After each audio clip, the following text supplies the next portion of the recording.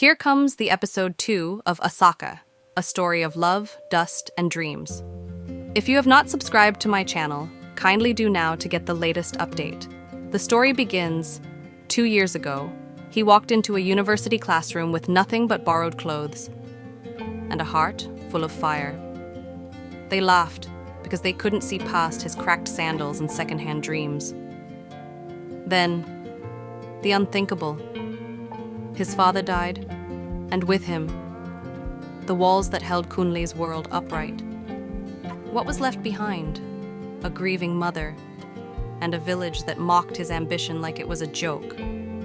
But even broken, he still believed. He begged, pleaded, for just one chance to prove that soil and sweat didn't mean small dreams. But the village elder only laughed. Village elder, coldly. Go and find another dream. This one is too expensive for a farmer's son. They mocked him, called him the cassava doctor, a farmer with a scholar's heart. By day, he tilled fields that weren't his. By night, he counted coins beneath the moon, praying they'd stretch far enough to buy a future. Villagers fed him pity in the form of leftovers, never support, never hope. But every slight became fuel. Every whispered insult forged a stronger will. And then, on a quiet road in Ibadan, she arrived. Asake, a storyteller chasing forgotten voices. She didn't know it yet, but the story she was searching for was about to find her. A group of villagers work under the sun. Among them is Adekunle, shirt drenched in sweat, muscles tense, hands skilled. Asake steps out of the car, guided by an elderly local woman. There he was, a man sculpted by struggle, hardened by labor, but still gentle in spirit. Asake, who is that young man over there? Local woman, that's Adekunle Oladipupo. The whole village knows him. Young, strong, stubborn, and maybe the only man here who still dreams. Asake watches, intrigued. She flips her notebook open and begins scribbling notes. One moment, one act of instinct and kindness, and suddenly her pen stopped writing. Because sometimes the most powerful stories don't begin with words, they begin with him. In a village where survival is measured by the strength of the land, a boy's scream echoes through the fields, a sound of terror, a desperate cry for help. The bees swarm, but there's no hesitation, no second thoughts. In the blink of an eye, Adekunle drops his tool and races toward the danger.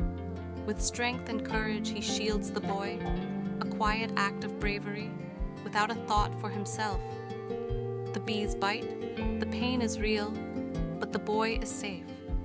And in that moment, a story begins to unfold.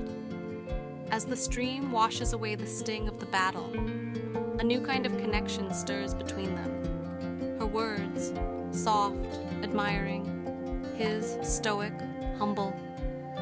She's searching for stories, but he's not looking for anyone to notice. He just does what's right. But maybe, just maybe, there's more to him than the fields, more than the quiet strength of a man who doesn't speak unless it counts. And so they meet. Two worlds, two different paths. But somewhere, in the spaces between their words, a new story is being written.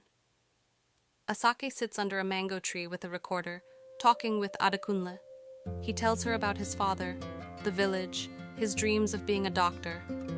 She's moved, genuinely listening. Adekunle, I just wanted to save lives, but it seems the world saves people like me for the ground. Asake, softly. Maybe the world's not ready, but you are. Their eyes meet. A new energy lingers, soft but charged. They say opposites attract, but this was something different. Two souls from worlds apart, drawn together by something beyond reason. She laughs with him in the fields, where joy blooms from simplicity. He teaches her the roots of survival, how to peel cassava with the strength of 1,000 hands. Under the moonlight, she reads him poetry, while the village watches, whispers behind their closed doors, silent judgments cloaked in their wrappers. She, with everything, but searching for the meaning she can't find in her own world. He, with nothing, but filled with a purpose he's lived since birth. And yet the whispers grow louder. They call it shame. They call it foolishness. A girl with wealth, choosing a man with nothing but dirt on his hands. What does he have to offer? Rags? Dust? But what do they know of what the heart craves? In her mother's kitchen, Asake finds warmth she never expected. She's not just a visitor, she's a storyteller, embracing the roots of a new world. And in that space, something quietly shifts. A world she never knew she needed starts to make sense. But back in Lagos, the walls of the mansion are closing in. A photo arrives. A simple moment, captured in time, but it shakes the foundation of everything she's known. Her father sees a village boy. Her mother sees the soul that listens. And then the storm comes, an echo of everything brewing beneath the surface. The notebook falls,